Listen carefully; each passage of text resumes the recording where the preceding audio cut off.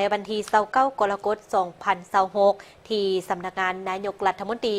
ท่านสนใจศรีพันธรนายกรัฐมนตรีได้ให้เกียรติต้อนรับการเข้าเยี่ยมคำนับของท่านนางจองแอฮันประธานสภาที่ปรึกษาเกี่ยวกับปัญหาน้ำของรัฐสภาอาซีพร้อมด้วยคณะในโอกาสที่เดินทางมาเข้าร่วมกองประชุมอยู่สาธารณรัฐประชาธิปไตยประชาชนลาวท่านนายกรัฐมนตรีได้กล่าวแสดงความยินดีต้อนรับและตีราคาสูงต่อการพัวพันร่วมมือระหว่างอาเซียนกับสาธารณรัฐเกาหลีพร้อมทั้งสมเสยต่อผลสำเร็จของการจัดกองประชุมสภาที่ปรึกษาเกี่ยวกับปัญหาน้ำของรัฐสภาอาซีครั้งที่9และกองประชุมโตมนเกี่ยวกับปัญหาอากาศและน้ำครั้งที่3รวมทั้งบทบาทความพยายามและผลงานการเคลื่อนไหวรัฐสภาอาซีในระยะที่ผ่านมา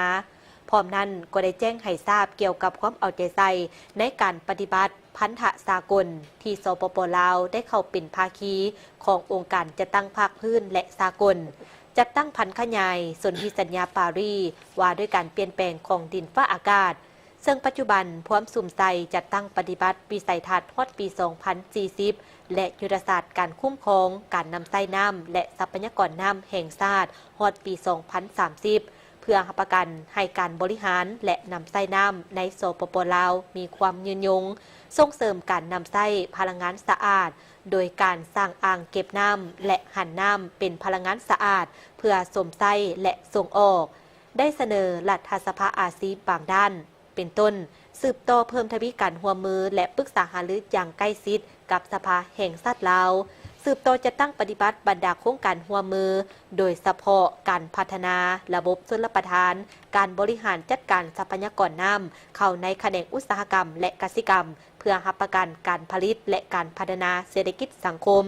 สืบต่อเพิ่มทวีการร่วมมือและช่วยเหลือด้านทุนฮอนวิชาการเทคโนโลยีและส่งเสริมการลงทุนของภาคเอกชน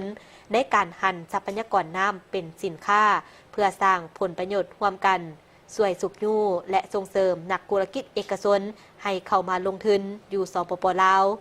นอกนั้นยังได้ฝากความยืดยามถามข่าวและคำเสื้อเชิญไปยังท่านนายกรัฐมนตรีแห่งสาธารณรัฐเกาหลีมาเยี่ยมยามสาธารณรัฐประชาธิปไตยประชาชนลาวในเวลาที่มีความสะดวก